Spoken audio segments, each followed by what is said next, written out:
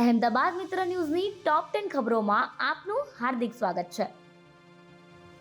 મોદી સ્ટેડિયમમાં ગુજરાત અને મુંબઈ વચ્ચે મુકાબલો. આઈપીએલ 2025ની 9મી મેચમાં 2022ના ચેમ્પિયન ગુજરાત ટાઇટન્સ અને 5 વખતની વિજેતા ટીમ મુંબઈ ઇન્ડિયન્સ આજે એકબીજા સામે ટકરાશે. આ મેચ અમદાવાદના નરેન્દ્ર મોદી સ્ટેડિયમમાં રમાઈ રહી છે, જેને લઈને મુંબઈની ટીમ અમદાવાદ પહોંચી. આ સિઝનમાં ગુજરાતે પોતાની પહેલી મેચ પંજાબ કિંગ્સ સામે રમી હતી, જેઓ 11 રનથી હારી ગયા હતા. મુંબઈ ઇન્ડિયન્સને ચેન્નઈ સુપર કિંગ્સ સામે 4 વિકેટથી હારનો સામનો કરવો પડ્યો હતો.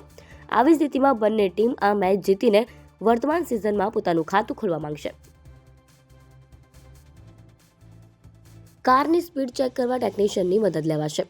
અમદાવાદના ચાંદખેડામાં શુક્રવારે વહેલી સવારે પૂરપાટ ઝડપે આવતી એક્સયુવી 700 કાર એએમટીએસ પાછળ ઘૂસી જતા એકનું મોત નીપજ્યું હતું, જ્યારે એકને ગંભીર ઈજા પહોંચી હતી. અકસ્માત કેસમાં પોલીસે તપાસનો ધમધમાટ શરૂ કર્યો છે. પોલીસે કારની સ્પીડ કેટલી હતી તે ચેક કરવા માટે કંપનીના ટેકનિશિયન તેમજ એફએસએલની મદદ લેશે.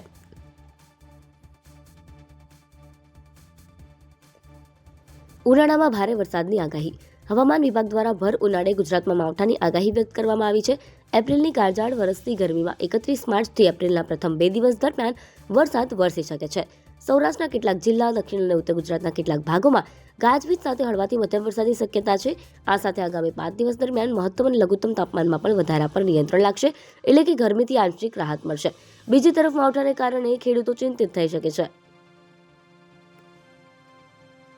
ગુજરાત એસટી બસનું ભાડું 10% વધ્યું.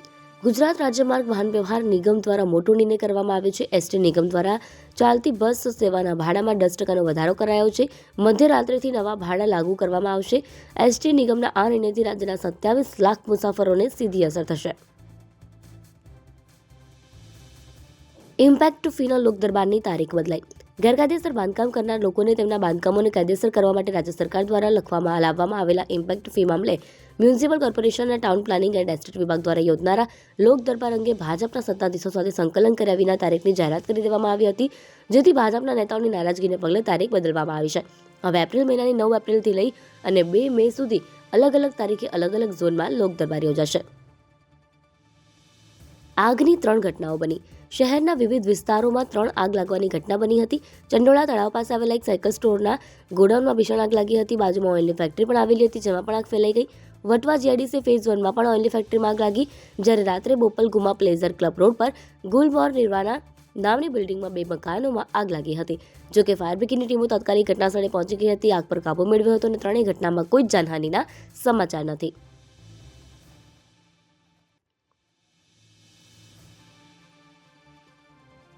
આરોપીને 20 વર્ષની સખત કેદની સજા. અમદાવાદના મેઘાણીનગર પોલીસ મથકે 22 વર્ષીય આરોપી સામે વર્ષ 2023માં દુષ્કર્મ અને પોક્સોની ફરિયાદ નોંધાઈ હતી, જેનો case Ahmedabad city civil and sessions court ખાતે આવેલ પોક્સોની વિશેષ અદાલતમાં ચાલી જતા જજે સરકારી વકીલ દિલીપસિંહ એમ ઠાકોર અને કેજી જૈનની દલીલો તેમજ 13 શાહિદ અને 26 દસ્તાવેજી પુરાવાના આધારે આરોપીને 20 વર્ષ સખત કેદની સજા અને 30,000 રૂપિયાનો દંડ ફટકાર્યો. એસજી હાઈવે પર ખાણીપીણીના 75 એકમમાં તપાસ. મ્યુનિસિપલ ફૂડ વિભાગે ગુરુવારે મોડી રાત્રે 75 હોટલ, રેસ્ટોરન્ટ સહિતના ખાણીપીણીના સ્થળે તપાસ કરી હતી. એસજી હાઈવે પર આવેલા યમી ફૂડ કોર્નર સહિત 5 એકમો સીલ કરવામાં આવ્યા છે, જ્યારે 40 એકમોને નોટિસ ફટકારવામાં આવી છે. બરફના ગોળા વેચતી 6 લારી પરથી નમૂના પણ લેવામાં આવ્યા. આશીર્વાદના બહાને સોનાની વીંટી કાઢી લીધી. દાણી લીમડા વિસ્તારમાં એક વૃદ્ધને નાગા બાવાના વેશમાં આવેલા 2 ગઠિયાએ આશીર્વાદ આપવાના બહાને સોનાની વીંટી કાઢી લીધી. કારમાં આવેલા ગઠિયાઓએ સરનામું પૂછવાના બહાને વૃદ્ધને વાતોમાં ભીડવીને કારસ્તાન કર્યું હતું. આ અંગે વૃદ્ધે દાણી લીમડા પોલીસ સ્ટેશનમાં 2 અજાણ્યા ઇસમો વિરુદ્ધ ફરિયાદ નોંધાવી છે. ઉછીના રૂપિયા આપવાનો ઇનકાર કરતા યુવકને છરીના ઘા ઝીક્યા. ગોમતીપુરમાં રિક્ષા ચાલક યુવકે એક વ્યક્તિને હાથ ઉછીના રૂપિયા આપવાનો ઇનકાર કરતા તેને ગળદાપાટીનો માર મારી છરીથી હુમલો કરી માતાના ભાગે ઈજા પહોંચાડી હતી. હુમલાખોરે યુવકને જાનથી મારી નાખવાની ધમકી આપી હતી. આ અંગે યુવકે ગોમતીપુર પોલીસ સ્ટેશનમાં ફરિયાદ નોંધાવી છે.